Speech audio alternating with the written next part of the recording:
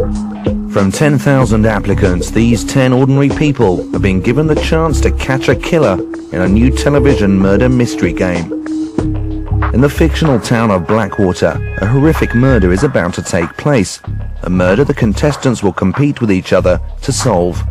To stand a chance of winning the £25,000 reward, they're going to receive an insight into murder detection that no civilian in the country has ever been given.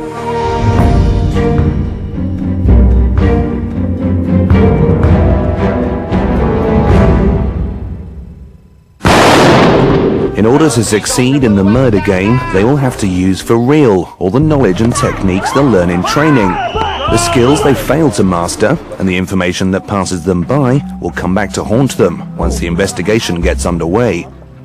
This week, they'll have to keep their wits about them.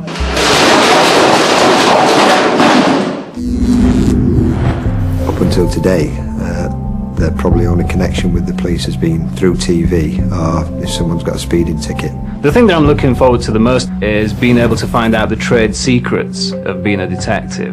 They are going to receive intensive training for a lot of hours each day. I think it's just a lot more to do with common sense. I can bring a lot of that into it. They're going to be physically drained, and it's seeing how we're going to cope with the pressure and how we come out of it at the end. Police environment, I imagine, would be disciplined, which I'm not very good at. In fact, we don't train our students as intensively or for as long as they will get this week. I'm really looking forward to learning forensics, going to police training school. It's just so exciting, get my brain working again. The best way to learn is to be thrown in at the deep end. You're definitely in at the deep end, ladies and gentlemen. Because it's forensic pathology, I mean, some of the pictures might be a bit confronting. Over 5 days, some of the best police trainers and specialists in the country are going to attempt to create an investigation team capable of tracking down and capturing a murderer. Every death is either accidental, suicidal, homicidal or natural. This is Bishop Garth, where real murder detectives learn their trade. Between them, course leaders Leo Cullen and George Phillips have spent 50 years in the force and have worked on as many murder inquiries. The contestants, however, have no such experience and have been drawn from a wide range of backgrounds and professions, a fact they're discovering for themselves. He's a pilot. Oh yeah? Apparently. What about yourself? This is where the railway lines, working on the railway lines. Yeah. They may only have just arrived, but are already in class. Their assignment is to play at being detective and interview each other as rigorously as they can. I figured that you work in fashion, because I heard that. What sort of thing? I work in menswear. I'm a visual merchandiser in menswear. All right, what kind of labels? What's the most exciting thing you've ever done? Do you think you'll make a good detective? Of course I will. How old are you? I'm 30. Really? You look so much younger. Partner? No.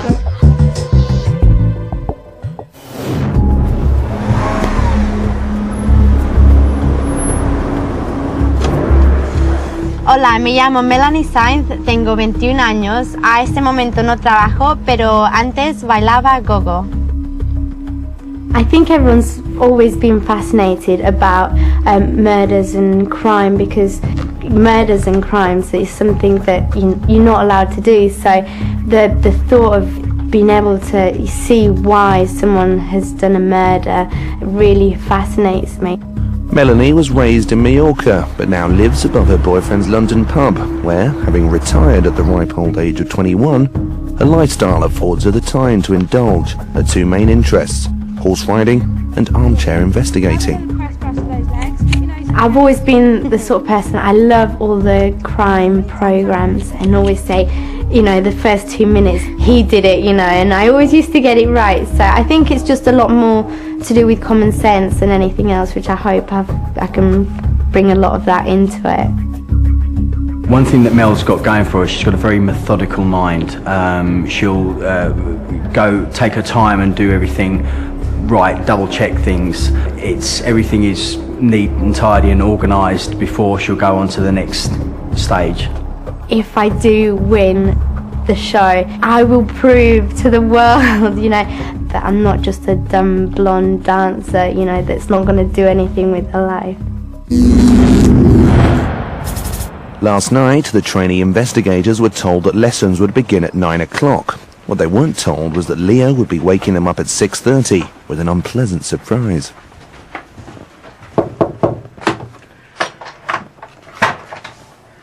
Good morning, Meryl. Is that Melanie? It is. It's Leo, Melanie. Oh, 1 minute. Can we have you down in reception for 7 a.m, please, in your gym kit? And then we're going to have a briefing. I should be there. I should enjoy being there. Okay? Could we have you down at It reception? may be cruel, but there's good reason for the rude wake-up. Briefing. In your gym kit. The police force is a 24 hours a day service. Anything can come in at any time of day or night, and if you're on call, that's what you'll get. We've been quite fortunate this morning that it's been 6:30 and not 1:30 or 2 a.m, as it normally is. The same goes for the investigators. When they reach Blackwater, they could be called out at all times of the night and will be working round the clock. The police want to see which of the trainee investigators are up to it. We're going to be putting you through something called a bleep test.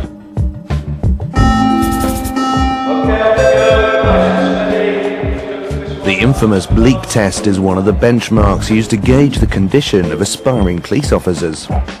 They must run between two lines, keeping up with a series of bleeps that quickly speed up. To pass requires 6 minutes of solid running. If you fail to reach a line before the bleep, then you're not up to scratch. It's a tough test. Before long, the last woman remaining is retired pole dancer Melanie. 55-year-old farmer Andrew does well to outclass 34-year-old Nick. Rory manages to hang in there to reach the target time, but going way beyond it, Mervyn decides to fight marathon-loving Richard for the title of King of the Bleeps. You could be here for days, man. Unfortunately, Mervyn runs out of steam. Oh, Mr. Hill Climb.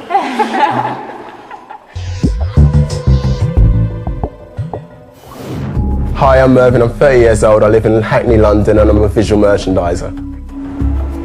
It's Mervyn's job to ensure that the menswear department of a busy London store looks the business and is laid out in order to maximise sales.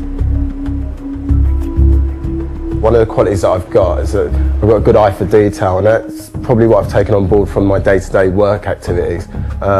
My job is completely about visual aspects, so those skills will put me in good stead as far as working out clues and going through the whole sort of process. You need to separate it so it casts more of an interest. I think that skill is going to help me in a sense that when we're out there investigating, asking questions, taking on board information, I think it will help me in those lines, because it's a skill that I've trained up and I've had for years. He says his ambition is being the best at everything he does, and his greatest fear is not achieving that ambition. It's an attitude he's bringing with him to the murder game. I think I'm a very competitive person. My brother would probably tell you how competitive I am, whether it be PlayStation, squash or anything. I always want to win. If I go back to situations when we were younger and we started playing football, I mean, if Mervyn was on the other side to me, it wouldn't even be like we were brothers.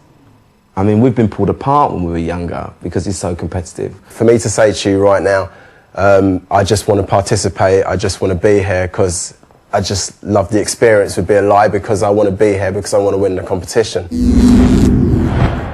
The final part of the fitness test measures upper body strength on a resistance machine. Recover. The police pass mark for this assessment is a push of 34 kilograms, and most seem to be scraping through. One more big effort. However, for Mervyn, it's not just about passing, it's about making up for his earlier defeat. Best effort of 92. Well done.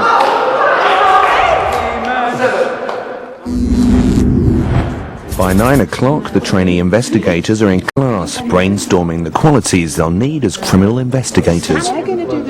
At lunchtime, they visit the CCTV control room in Leeds, where they're told how important video footage can be in any police inquiry. It's an area they'll have to remember when they play the murder game. Let's hope they're paying attention. When they get back to the training centre, waiting for them is a masterclass from one of Britain's leading scenes of crime officers. I am, for want of a better term, the hunter-gatherer of the sort of the forensic world. I spend my whole life, what's this, what's that, what's the other? Now today I'm not just going to be talking to you, you are actually going to be looking at potential crime scenes. You are going to be learning how to fingerprint, how to take elimination fingerprints, how to take DNA samples from each other. All of these could be relevant later on. Crime scene management is the bread and butter, or the very basis that the investigations are founded upon. If you don't get that right, then you're struggling to recover what you've lost at the scene. It's making sure that wherever possible we can ensure that when we do get to a court situation we can present correct, accurate evidence that hasn't been tainted and hasn't been contaminated.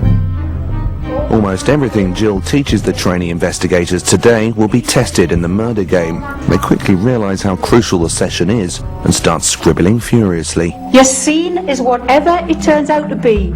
Your scene can be a house. Your scene can be a room. Your scene can be a person. Your scene can be a field. Your scene is whatever can give you potential evidence. When I walk through a door into a crime scene, I actually start at floor level. Is the carpet fibres all pilled because somebody's tried to clean off something on the floor? Then you work your way up. Anything up the walls that's of interest. Has the picture been moved? Is the picture missing? I'm taking in what's there, what's not there. When the murder game begins, the investigators are going to be responsible for identifying and protecting any crime scenes they encounter. Jill takes the group outside to examine the scene of a break-in that she prepared earlier by climbing through the classroom window. Any footprints in the grass, wet grass? That's scuff marks. Is that sort of The wire, footprints up towards it? The wire, the cables hanging, skin mark on. Will the way they physically approach a crime scene during the murder game cause them to miss or even destroy a piece of critical evidence, such as a footprint or fibre? There's two actually. You've got footprints, haven't you? As investigators, they must have the patience and professionalism to notice every clue the scene has to offer, not just the most obvious. Don't go too close, Rory. Oh, something definitely on there. Is that on the radiator? So you walk up to that. You've done a very methodical job. You've noticed the leaves on the floor. You've noticed the scuff marks up the wall. You've noticed the fingerprints on the outside and on the inside. The only thing I'm grateful for is that there isn't any CCTV footage of me actually coming through, because Undignified wasn't in it. When it comes to placing a suspect in a crime scene, few pieces of physical evidence are as useful as fingerprints. Fingerprints are very, very delicate things, and the last thing you want to do is sort of hit it hard with an emulsion brush and take it through. It's all about being delicate. It's all about sort of gently processing the article that you have. It's not like painting. It's a much, much more delicate art.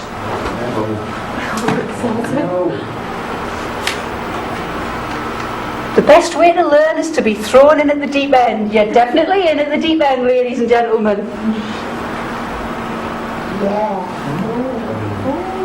Sounds like you've got the same joy I get every time I get one. That is a very, very good effort. Very, very good. Well, I thought I'd filled it all in at first, but when you hold it up to the light... The trainee investigators will need to absorb all they can concerning fingerprinting techniques, because later in the murder game, their success will depend upon it. Just to give you a demonstration, the reason I said light application to start with is if you put it on too hard, you can actually end up filling in your mark. The implications of bad crime scene management are very serious. Ultimately, at court, you could lose the case. That's not good, because if you don't do your job professionally, if you don't do it with integrity, not only are you letting yourself down in the service, but more importantly, you're letting the victim and the victim's family down. And we can't allow that. When the investigators are playing the murder game, the penalty for mistakes will also be high. They may cost them their place on the investigation. You You are a blank sheet of paper upon which your investigation will be drawn. Consider everything, assume nothing, dismiss nothing, no matter how insignificant it looks. Before they can call it quits for the day, they're called back into class to be taught the ins and outs of alibis, timelines, ethics and confidentiality. It's what Leo and George would call a full schedule. Today's not been too bad, I can't lie. A lot of work covered today, interesting work. Hope that will come in handy next week. It feels like I've been over about 3 days. I quite happily go to bed like now. I think we got off quite lightly today. I'm hoping the pace will pick up a little bit.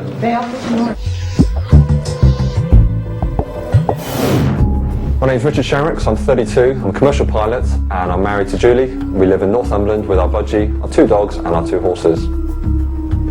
Superfit Richard leads a very full life. In a good year, he'll squeeze the odd 60-mile marathon in, and he spends most of his free time running and cycling around hilly Northumbria. Currently, he makes his living flying jumbo jets all over Europe, but prior to that, he was an army helicopter pilot. I've been out of the army now a couple of years, and I think that in those couple of years I've mellowed a bit. So I'm hoping that people aren't going to look at me and think, oh, you know, he's an army officer, he's telling us to do this, that and the other, and we're not his soldiers. Richard's military career took him to Northern Ireland and Bosnia, among other regions of instability, where his natural leadership skills enabled him to become a platoon commander. I'd like to think that my role within the group is going to be a bit of a leader. I don't necessarily like following, but then again, if there's a very good leader, I will quite happily follow them. However, if there's not, I'll want to push myself to the front and say, no, I think I should take charge of this. I think there are a couple of things about Richard which will make him a good investigator. He's got a very logical mind, and he's got a degree in mathematics, but so it probably does show that there is some logicality there. He can be impatient to get results, and he may upset people in his impatience to get there. I'd always considered being a detective or joining the police and hopefully going on to be a detective if I was so lucky. And so I'm looking forward to actually having that opportunity to do something that I'd always thought of as a career.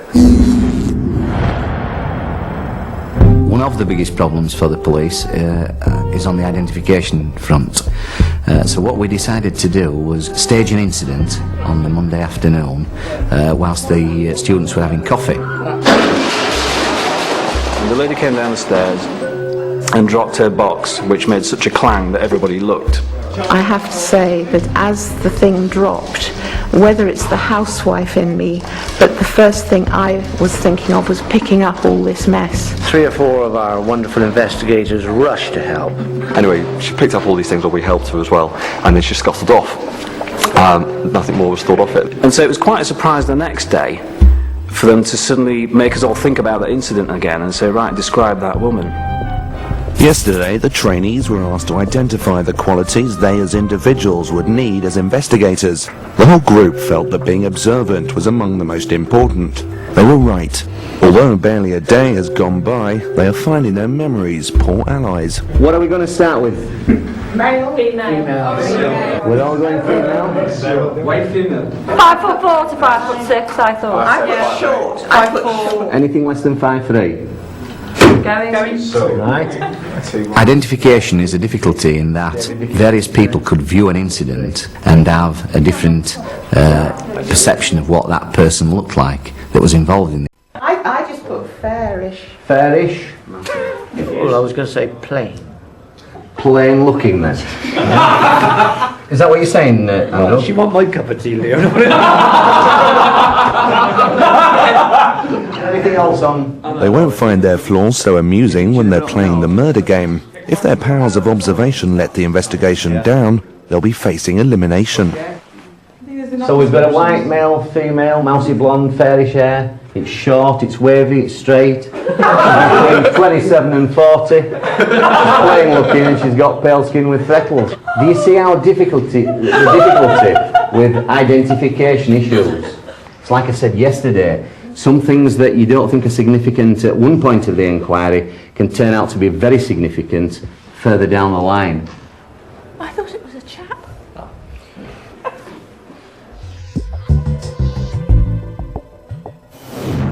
Hello, I'm Meryl Holt and I'm 56.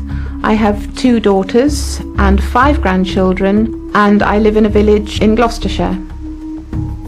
With the pretty country cottage in a charming idyllic village and husband Rod's vintage motor, Meryl could be a character from any Miss Marple mystery. I think she watches almost every detective series that comes on television and is way ahead of me when it comes to, she's guessed it halfway through, who's done the deed.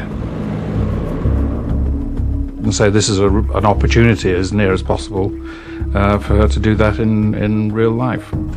48. Wife, mother and grandmother, Meryl is also the village's resident bingo caller and a feared regular at the local tennis club. But her favourite diversion is indulged behind closed doors. Oh no! I've always done crosswords, and so I started subscribing to this magazine called Tough Puzzles, and I find it's my relaxation. She's very dogmatic about things. She will continue with puzzles right to the end. I've never known her to give up on a puzzle. My younger daughter rang up not long ago and she said, "Mommy, keep doing your puzzles because apparently it keeps Alzheimer's and senility at bay, so I'm going to keep doing them." Recalling the mysterious box dropper has well and truly flummoxed the trainee investigators. However, having kept quiet during the earlier free-for-all, Nick surprises everyone by volunteering to describe the mystery woman for the EFIT team who have arrived to generate a likeness. And what about the eyebrows? Very faint. Faint, so yeah. as more on the wasn't right a colour. really outstanding feature on her face. And I had a very clear picture in my mind of what she did look like, but because some of the other people were so confident, she was definitely wearing glasses. Oh, she was actually quite fat. And I thought, well, this isn't the woman that I saw. I remember as not having any makeup on, but yet she did have quite a strong mouth. Yeah. I did the best I could from my memory. I didn't think she had glasses. And I thought, I'm really going out and I'm taking a big risk here. I'm going to look like an idiot if she walks in and she's a small plump lady with wavy hair and glasses. I'm just going to say thanks very much everybody yesterday for helping I downstairs. That would be sufficient for our needs. When she did walk in and she was almost a dead ringer for my EFIT, I was just overjoyed, and people just turned around and were like, "Wow, Nick," as though like that's your skill. Neither of the EFIT people knew who the subject was, and the likeness, it's uncanny. If I'd have had that on an incident, I'd have been really happy, yeah. Hi, my name's Nick Sykes. I'm originally from Huddersfield in West Yorkshire, and over the last few years I've made most of my money through property renovating. Nick spends much of his time driving up and down the streets of Huddersfield, keeping a keen eye on the for sale signs. Basically what I do is shop around for a real bargain of a property. I do all the renovation work myself, and then once the house is finished, then advertise it privately for sale and usually get a buyer on the first day. He can really look into things in depth, and he's a good analyser of situations. He doesn't jump to conclusions or anything like that, you know. He has to look at the whole picture first before he makes any judgments on anything. And then the thing is, he's usually right as well. It's got a nice view out here. Nick has the advantage of a law degree, which has helped him hone his analytical powers, as well as whetting his appetite for the murder game. The thing that I'm looking forward to the most about this program is being able to find out the trade secrets of being a detective.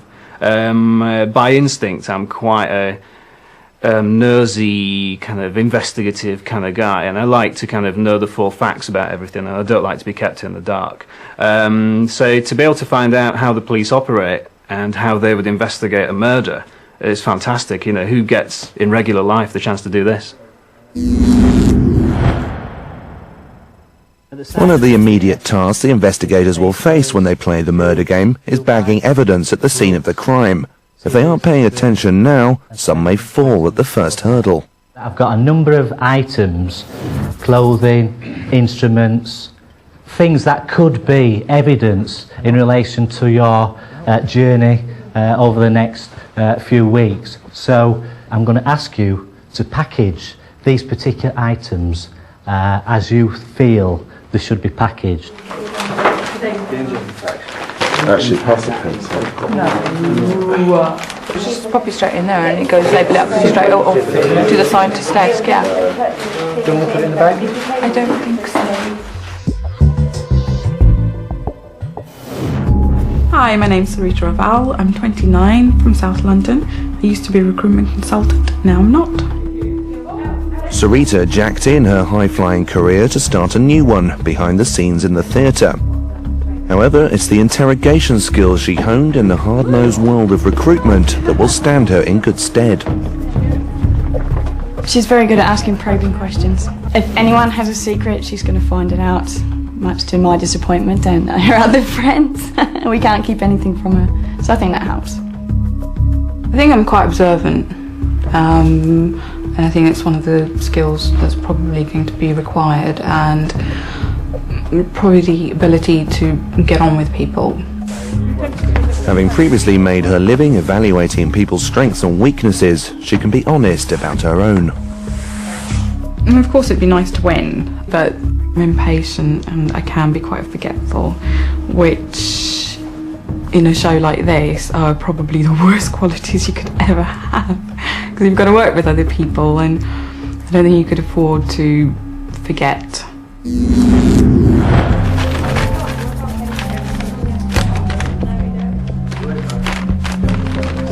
Most people think it's just putting things in a brown paper bag and sellotaping it up. Well, that's not the case. Does it say what leg they are? Sometimes a case can balance on the quality of your exhibits. It's also very complex because each different type of exhibit has a different type of handling and dealing with that exhibit. If that went to court... Exhibit specialist Paul is only too aware that bagging up is something that can seem like a routine procedure that's carried out after all the real detective work has been done. And all sorts of... With that in mind, he set a few traps for the trainee investigators. Yeah. Did you check the pockets?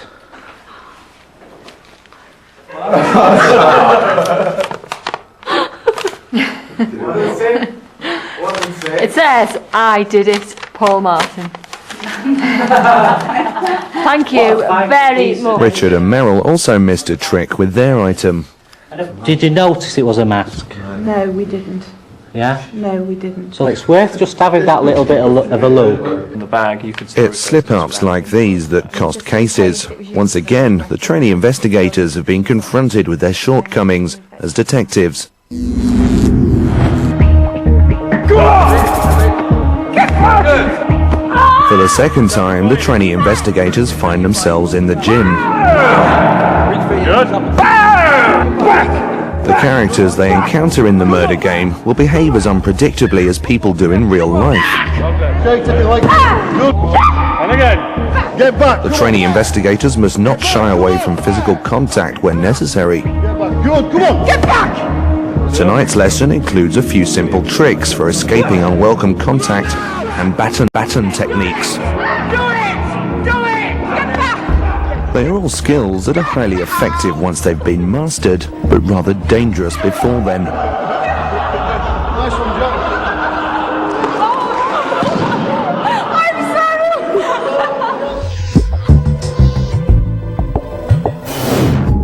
Hello, I'm Sam Matthews. I'm 30 years of age and I'm a communications centre officer working with elderly and people with special needs. Sam speaking, can I help you? I've been working in a control centre for 12 years now. There is another side to me, that at night time I do actually own a karaoke business, and so I get my glad rags on and a wig and go and entertain. Behind every great artist, there's someone to set up the electronic equipment. In this case, husband Sean. Must have been cold there in my shadow. Sam's interest in crime, however, goes beyond giving the people of Telford an opportunity to murder classic records. I've always been interested in murder mysteries and obviously the situations, having children. I've never had the opportunity to go on a murder mystery weekend or anything like that. So when this came up, my husband was really thinking, oh, that will do for Sam. She likes watching these investigating films and that, and I think I've even told her she'd make a good investigator, because when she questions me after I've been out or something, I'm thinking, bloody hell, she's good. I've got everything around me that I could ever possibly want. I've got my children, I've got my husband, I've got my home. I always seem to be doing things for other people, so it'd be nice to take just time out for myself and do something exciting, and I can look back in years to come and say, I did that. Back in the gym, the group are taking turns to square up with instructor Carl, who's playing the role of a potentially violent assailant. All I say is deal with whatever comes before you. I don't get back on started. Don't find out of me, I ain't got nothing wrong. The idea is that the trainees use the techniques they've been taught to land a blow he can feel through his padding.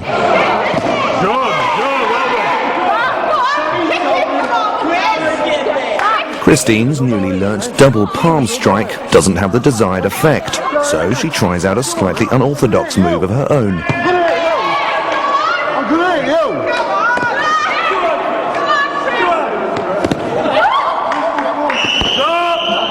It's decided that the trainees will go unarmed from then on. You'd have to explain to a jury.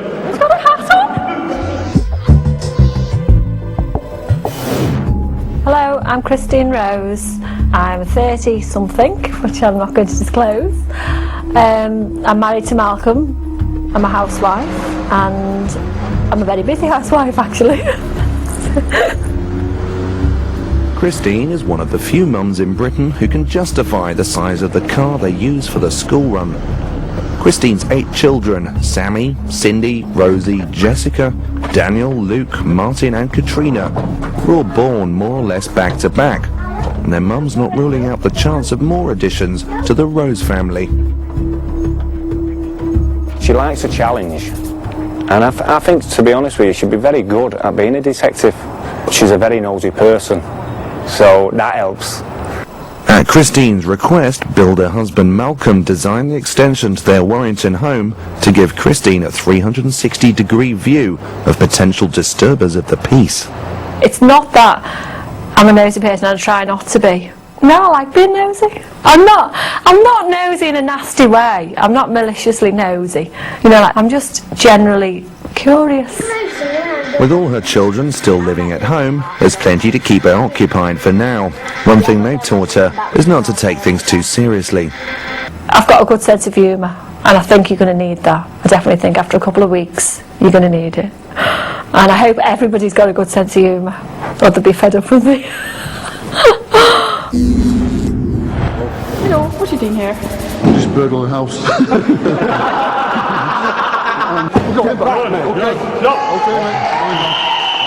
I'll tell my daddy. Tell your daddy, he's not here. Get away! What was that for? Because you're coming near me, don't come near me. Your father used to work with don't go When Andrew's time comes, he has a very different approach. Listen, no, you support Leeds United because I got 4 tickets for Saturday. You and whoever you want to take, me and whoever you want to take. I got a place we can go after. I got a bloke who knows a restaurant. I got a few beers we can have. We can have a hell of a night. And your old man, tell him to come round Sunday, see our old dad. They haven't seen one of their fears. They get on champion, mate. All Good right, lad. all right.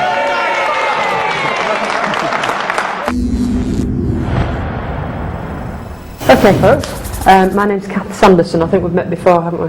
I've got a different shirt on today, okay? There's a Chief Superintendent of this force who recently undertook a survey looking at witness statements, and what he deduced from that was that 40% of all the information contained in witness statements actually belongs to the person that's taken that statement. Why does that happen? How does that happen? Putting words into people's mouths. Putting words into people's mouths. And that's not about being corrupt. No. No. I mean, we need to be really clear about that. How do we put words into people's mouths? Leading questions. Reading questions, yeah. Making suggestions. Making suggestions, yeah. They say something, you put it into your own words. Put it into your own words. It's very important that when interviewing witnesses and suspects that it's done in the correct manner. You can't just go in and guess it. You have to have structure and you have to plan beforehand. With suspects, it's very important that you follow all the guidelines, because it may be that if you breach those guidelines, then the evidence would be inadmissible and you may well lose an admission. You folk need to remember that as a police investigator you've got lots of power, and people actually want to please you. They do want to please. The investigators' skill at getting information from interviewees will be a key to their success in the murder game. But will they pick up on everything that's let slip? 80% of all communication is non-verbal. NVC is non-verbal communication. We'll do a little bit of an exercise, I think. My mother buys me monkeys every year for Christmas, so this is the latest one. Well, I'd like you to, and what's your name? Andrew. Pull one out of there inside the monkey's head.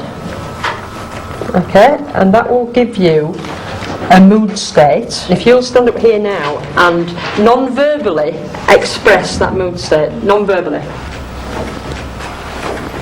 6 numbers. Wow, wow, wow. Am I going to spend some money? Yes, yes, I got them. All these years lottery. Wow.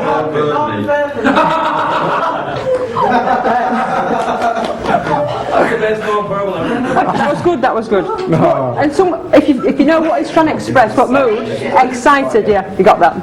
Thank you, Andrew.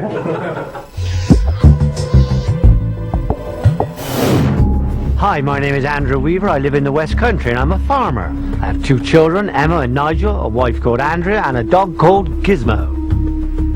Born and bred in the rolling Somerset countryside, Andrew has worked all his life as a dairy farmer. And following at least 4 generations of his Weaver ancestors, he took over the business from his father.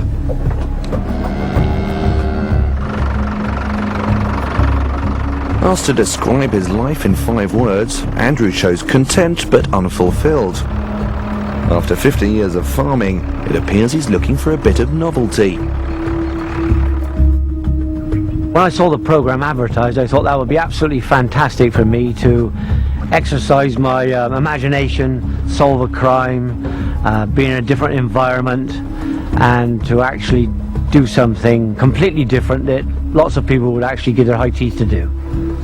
Like all farmers, he's a bit on the snoopy side, and he likes to know about everybody's business without giving too much away of his own. But yeah, he'd make a very good detective because he's very snoopy. This morning, what I'm going to do is have a look at a person's role who you may or may not have heard of, family liaison officer, on a murder. What do you know about family liaison then? If your child's been murdered or someone in your family, they will go round and talk to you. Yeah. And just be, really, I would say, the liaison between the family and the police force. The family liaison officer in any inquiry is a vital cog within the investigation. It's important that the family are kept fully aware of what's going on, that the family have some form of contact with the inquiry, and that the family feel a part of the inquiry. So This morning, some of the group are going to try out the job for themselves. Waiting in a room outside are 2 actors who will play the role of recently bereaved people. They are also suspects. Right, we should be all set now, folks. It will be the investigators' job to interview them, while the rest of the group watch next door via CCTV. First up are Nick and Sam. The trainees don't know it yet, but their first trial in the murder game will be dealing with the victim's family only hours after the murder. It's a critical event. If they get off to the wrong start, the relationship with the family may break down. Consequences will be dire. We were quite nervous when we went in. We weren't quite sure what we were going to find or how we would deal with it between us. We hadn't had a chance to really talk about, you do the questions, I'll do the observation, nothing like that. Do you know where Gary was tonight? Where? He was in Leeds. All I knew is that I had to go and talk to a female whose partner had just been killed outside a gay nightclub. Were you just at home? Was he? I know this is very difficult. It must be so difficult. Where was he? What sort of person was he? I don't know what Gary was like. It's just one of the areas. Only a few police officers put themselves forward for what some consider as one of the hardest jobs in the force. It was a gay club, and we just wondered if any. In the game, the investigators will have to put personal and provocative questions to people that they would never ask in regular life. It's not going to be easy. Were any of the friends homosexual? Why do you want to know what he's like? No. I would not like to do that as a job. even though it was only an actress, I was getting in on her emotions, and I was like, you know, I really felt for her. Do you want to go and check on your daughter? No, I'd have heard her. Okay. I'd have heard her. Right, I'll go and give them a knock. This is something of a double lesson for the group. When the murder game begins, everyone they meet will be an actor. The trainee investigators must get used to this and treat them as if they were real witnesses and suspects.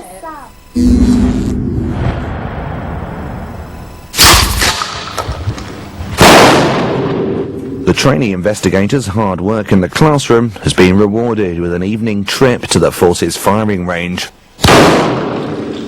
First, Martin Jeffrey shows the trainee investigators some of the firearms the police have at their disposal. Then they are let loose on the police's firearms training simulator.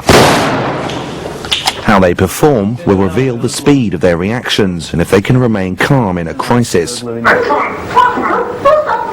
what's going on here? I'm a police officer. Put the weapon down now! They're both qualities they will need if they're to stand a chance of winning the game. I was given what I consider to be one of the harder simulating scenes. Hello? Oh, officer, you scared me, yeah.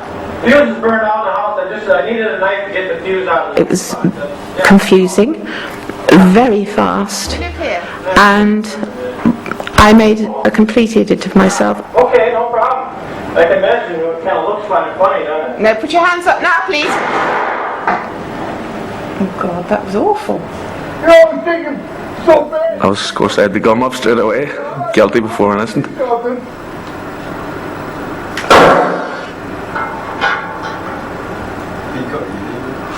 One shot wonder, McNally, like, got him.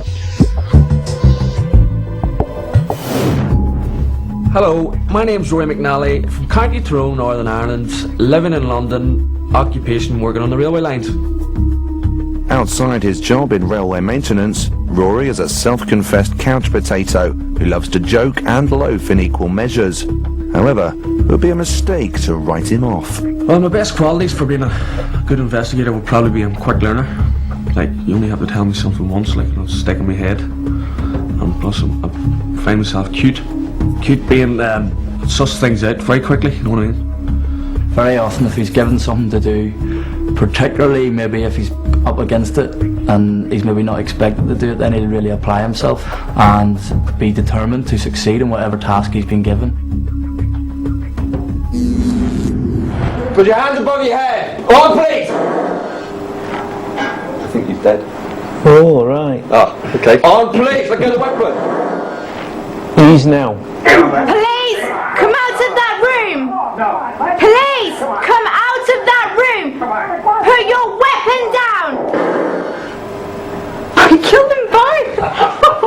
I did probably the only thing that isn't possible, and I killed 2 men with 1 bullet. I was actually quite impressed with that. As the course draws to its close, the 10 seem to be getting on famously. Ultimately, however, they are competitors, and opinions are starting to form from within the group and from outside. Nick, to me, I think I'd have him in the police force tomorrow. Very good looking. I mean, very good looking. Not that that's got to do with anything. It wouldn't surprise me if Nick had done some reading or some research about investigations prior to his arrival on the course.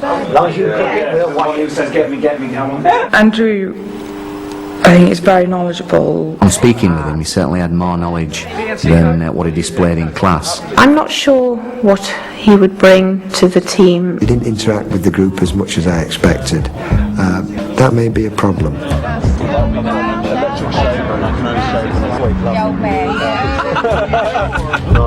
Rory, the group comedian, but a lot brighter than what he'd like people to think. He acts about, but he listens. You know he's listening, he's taking it on board. Rory, I believe, could be the one that comes through at the end of the day. He's the stalking horse, is Rory. Sam is a people person. My favourite member of the whole team is Sam. I think she's got a very quick mind. I was impressed as soon as you told me she was a housewife because she seemed very intelligent.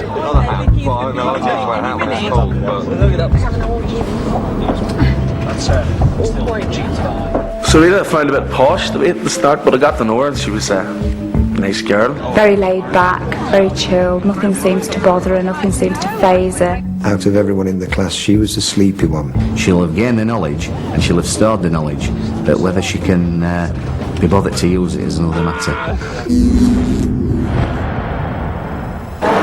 It's breakfast time at the training centre, and the investigators are loading up with brain food to see them through their final day. Spot the pig. Bishop Garth has been home to the trainees for 5 days, but from tomorrow they'll be living here at HQ. This is where the murder game investigators will live and work throughout the case. However, to solve the crime, they will have to leave the security of HQ and go out into the unpredictable world of Blackwater. Only there will they be able to gather the vital evidence that will enable them to stay in the game. This will be handy. George is outside preparing an investigation scenario that will give the trainee investigators a sense of what's to come in the murder game. Behind the sun visor we'll put a reward card in. The reward card hasn't got any identification, but there's a serial number, so they should, if they find it, there. They should, and that sees that, and we'll put a knife in. Now we've got to be careful with the knife, but we are going to give them a health warning. So we need to hide this somewhere, but we're really going to have to look to find it.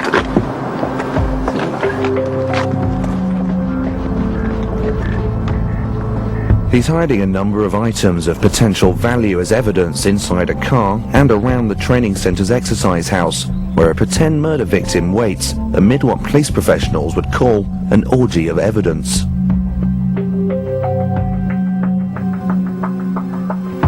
The trainees will be expected to find every item and correctly package each one in the way they've been trained. However, George is keen that they shouldn't find everything, and decides on a hiding place that's an old favourite.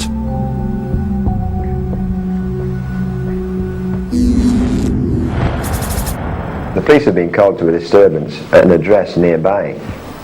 There is a body.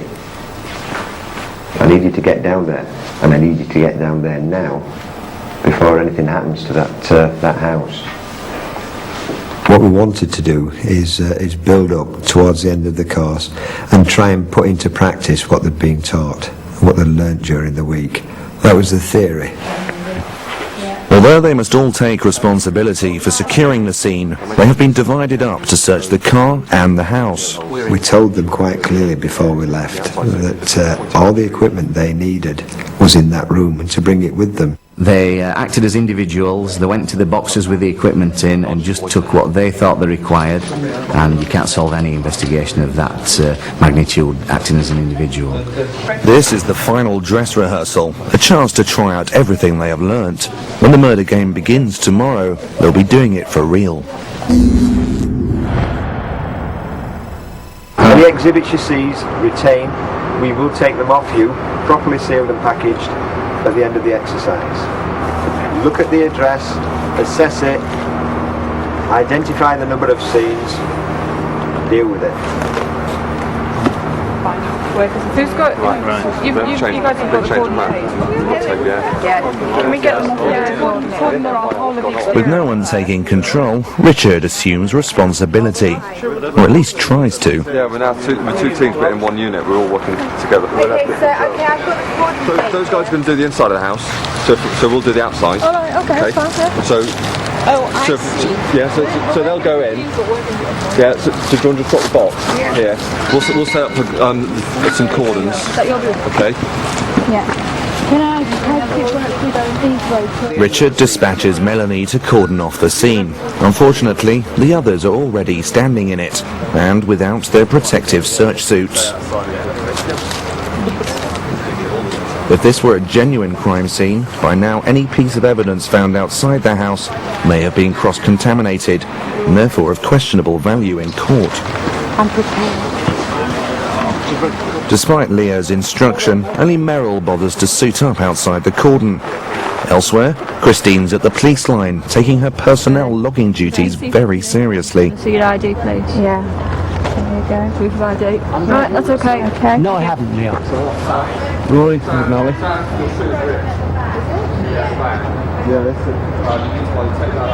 Proof of ID, please. So, clean. Jacket. The first 24 hours of any murder inquiry are the most critical. The clock's been ticking at this scene for 15 minutes. Some of the trainees are still in their civvies.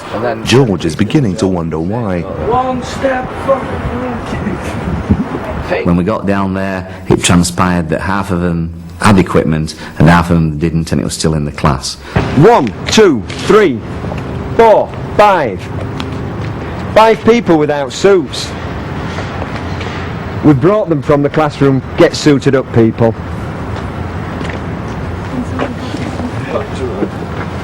Were a bit of a mess, to be quite honest, like for the first 10 minutes or so. In fact, more than that. We looked like we was headless chickens outside, and it was like going a little bit pear-shaped, but apart from that, when we started to lock it down and people knew what they were doing, I think we coped pretty well.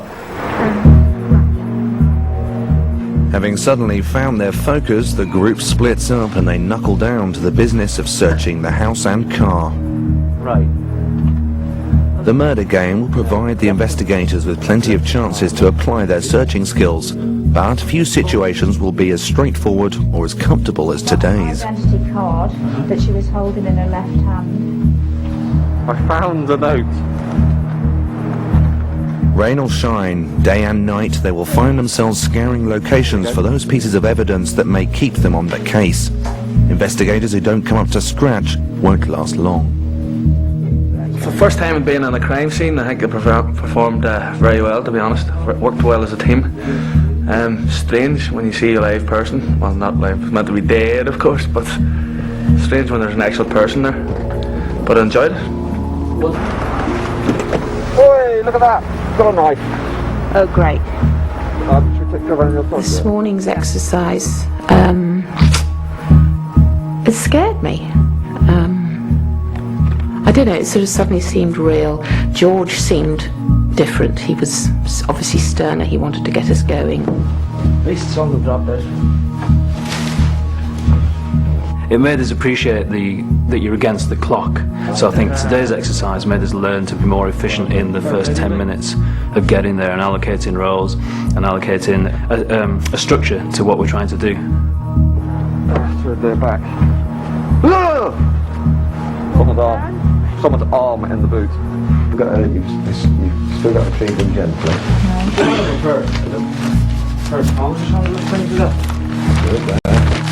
Did anybody bring them?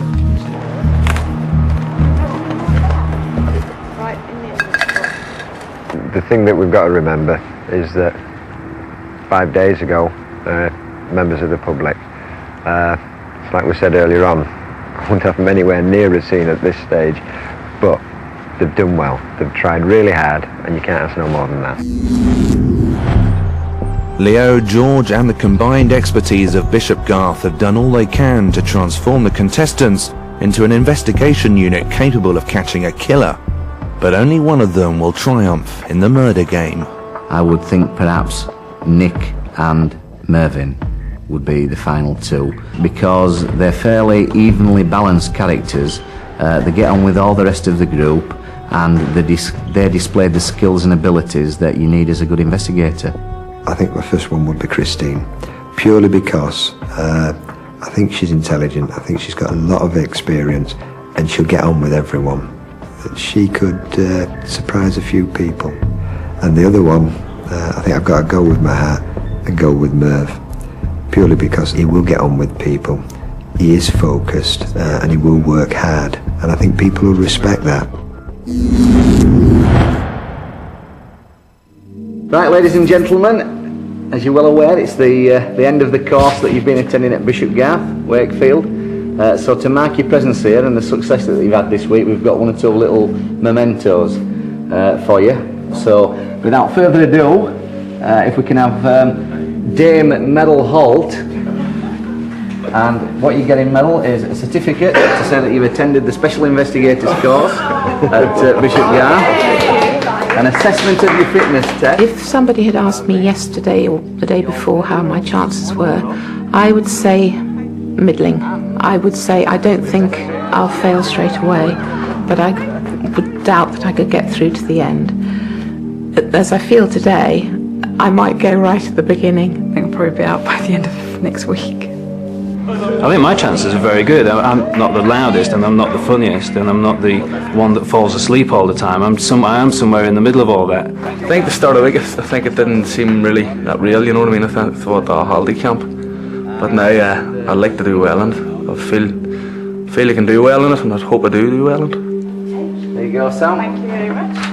I'd like to think that I stand as much chance as anyone else of winning. I mean, obviously I'd like to, but then the pessimistic side of me thinks you're going to be the first to go, but somebody's got to be. So, might be me. Not quite sure how I rate my chances on this. Obviously, like everyone, I'd like to win. Don't know if that's going to happen. There are some good people out there. There is a criminal number. At some point, they've been taught every piece of knowledge and expertise necessary to solve the case and stay in the game. The murder game jackets will protect them while they're out following up leads, and their special investigator IDs are passports to the fictional world of Blackwater. All they need now is a crime to solve. As long as it's got a bed and a Later that day, they begin their journey to Blackwater and HQ. wardrobe. I don't mind. I think I have a pretty good chance, really, because I have been listening to everything going on, and it has been going in, and I'd like to think that I'm quite good at it. We're participating in something that involves a lot of teamwork, and you are only as strong as your weakest link. I hope to see myself right there in the end, but who knows? I've not really thought that far ahead. I'm just looking forward to going there, playing the game and doing the best I can, really. And you never know. Miracles happen. Well, I look at it like this. There's 10 runners. There's no previous form. They're in a race. They're going to get stored up and they're going to go. So if it's good going for some on the inside, they'll make it. If it's sticky on the outside, you won't. So I suppose 10 runners, 10% chance. Little do they know, in a matter of moments, the murder game will be underway.